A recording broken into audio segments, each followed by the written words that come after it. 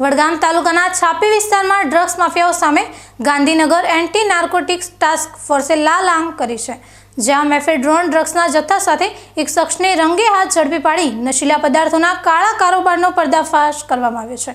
ગુપ્ત બાતમીના આધારે સીઆઈડી ક્રાઇમની ટીમે ગોઠવેલી આ વ્યૂહાત્મક વોચમાં આરોપી પાસેથી ડ્રગ્સ અને વાહન સહિત હજારોનો મુદ્દામાલ જપ્ત કરવામાં આવ્યો છે।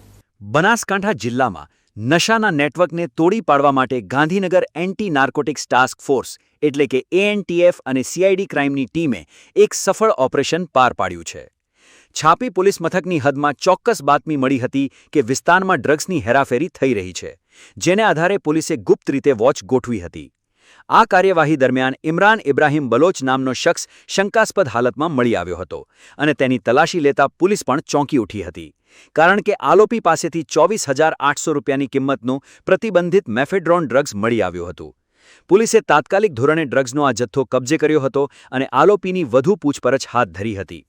તપાસ દરમિયાન ડ્રગ્સ ઉપરાંત 2 મોબાઈલ ફોન અને ગુનામાં વપરાયેલું એક 2-વ્હીલર વાહન પણ જપ્ત કરવામાં આવ્યું છે।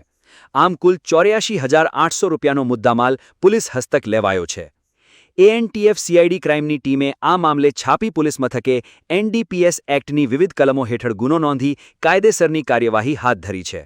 હવે પોલીસ આ નેટવર્કના મૂળ સુધી પહોંચવા માટે એ દિશામાં તપાસ કરી રહી છે કે આરોપી આ નશીલો પદાર્થ ક્યાંથી લાવ્યો હતો અને સ્થાનિક સ્તરે તે કોને કોને સપ્લાય કરવાનો હતો। વડગામ પંથકમાં ડ્રગ્સ સાથે પકડાયેલા આ શખ્સના કારણે નશાના સોદાગરોમાં ફફડાટ વ્યાપી ગયો છે।